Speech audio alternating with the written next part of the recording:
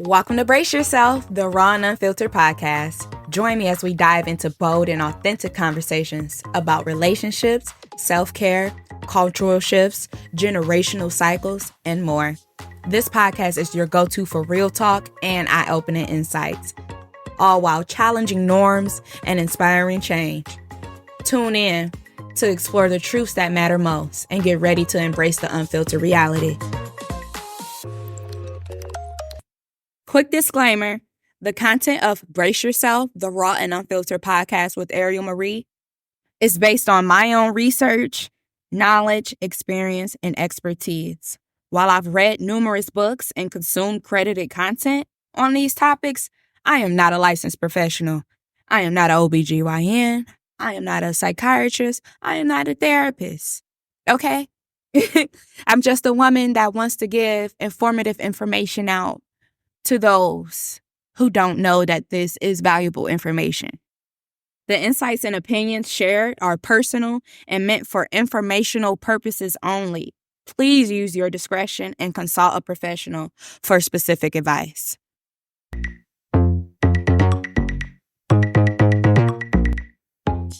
Hey everyone, welcome back to Brace Yourself, the Raw and Unfiltered Podcast. I'm your host, Ariel Marie. And today we're tackling a topic that hits home, the upcoming election day on November 5th, Tuesday, next week. Okay, next week. This election is more than just choosing a new leader. It's about fighting for our very own rights, rights that shouldn't have been questioned in the first place, like our reproductive health and rights. Anything that goes on with a woman's bodies should never be in a discussion with a man. Like, a man should not have any say-so what a woman does with her body at all. And that's just common sense. I know some of y'all feel like y'all vote doesn't count, but let me tell you, it absolutely does. This year, our votes are more powerful than ever. It's not just about picking the president. It's about shaping the future, especially for us minorities and women. These elections affect everything, from our healthcare to education to housing policies. If you think you can't change the country, remember, you can impact your state. So regardless, if you're saying you don't want to vote because you don't care about the president, vote for your state, for the school board, for the state representatives, for the laws and shit that they trying to pass in your state. Vote for that. Vote for something. Don't just not vote just because of the presidential race.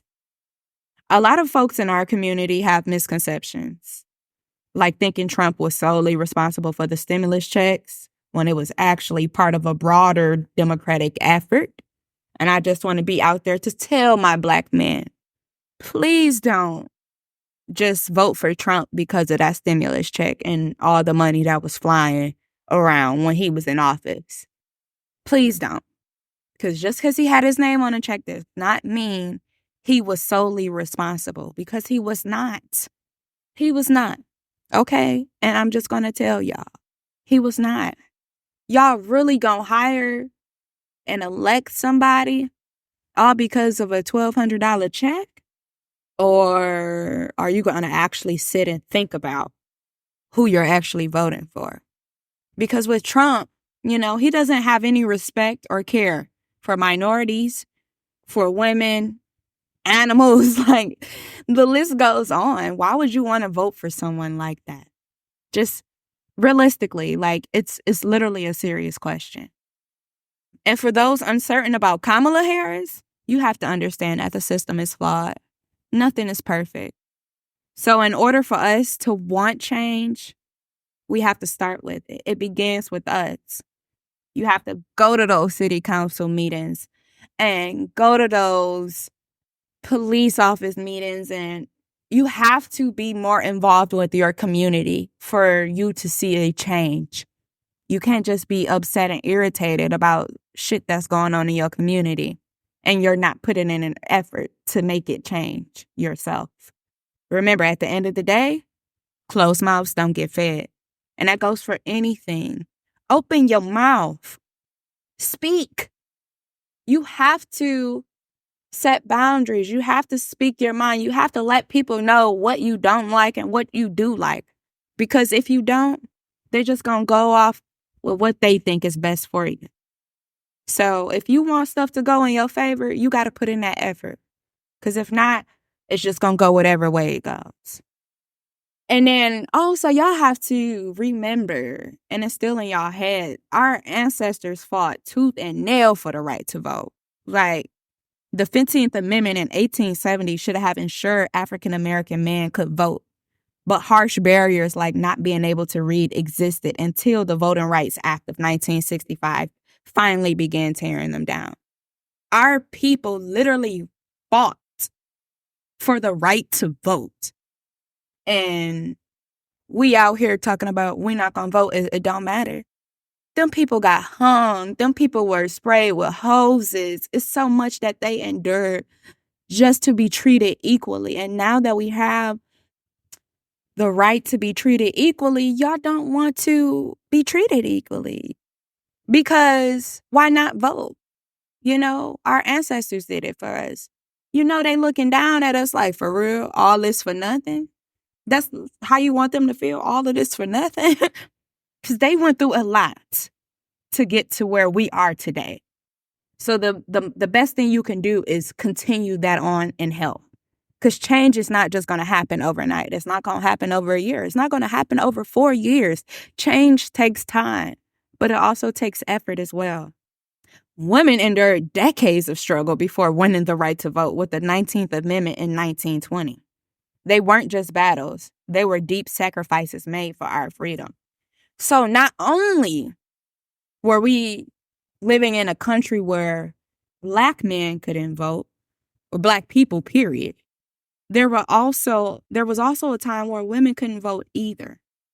So for a woman to say she's not going to vote, you just getting I'm sorry, y'all. That was my mic. You getting your right stripped away from you. That one thing that we fought for, that literally only comes every 4 years. It's not like you voting every single year. It's every 4 years. Why can't you take that time to do that? To enlist change in others. Excuse me. Think about the women today still fighting for bodily autonomy and those relying on Social Security, a promise made to protect their hard-earned dignity. Trump is literally trying to take away Social Security and everything that Obama has fixed and made so much better in this country. And you would literally be voting for a man who doesn't care about women, who doesn't care about immigrants, even though this whole country was built off immigrants and off their backs. We are all fucking immigrants. We didn't come from here. They took us and brought us here. America is an immigrant country. So to say immigrants can't come in is bizarre, because that's how this country was built. And then trying to take the Social Security away from the elderly. Think about your grandma or your grandpa. You know, how would that affect their life? I know people personally who rely on their Social Security. They work their whole fucking life for Social Security.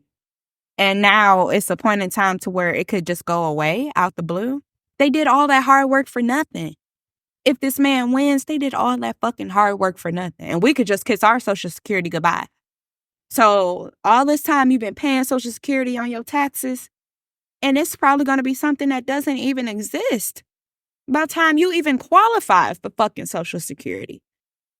Imagine how many homeless seniors would be out here. Imagine how much more struggle it would be out here if seniors didn't have Social Security.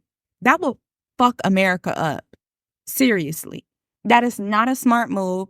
It's not considerate. There's no empathy in that decision. You have to have empathy, some type of empathy, to understand where I'm coming from.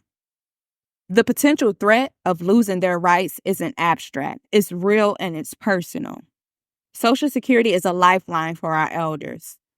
Imagine their struggle if it were stripped away. This election impacts everyone. Our parents, our kids, our future. And I don't care if you don't have kids, if you do have kids, if you're single, if you're married, it still impacts everything. It impacts the people around you, the people in your life, the people down the street, the people around the corner. This impacts everyone. So don't just think about yourself when you're going to vote or when you're thinking about voting.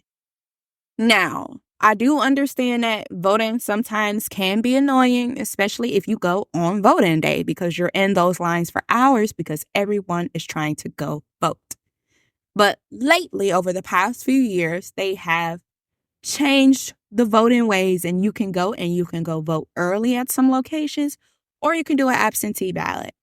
With it being the week before voting, I would not suggest an absentee ballot because it's not going to make it in time to the elections office. Me, I got an absentee ballot, but that was 2 months ago, and I filled it out and sent it off. So absentee ballots are like good for like months ahead of the election and probably like a month before. But the month of the election, I would suggest going to early voting locations.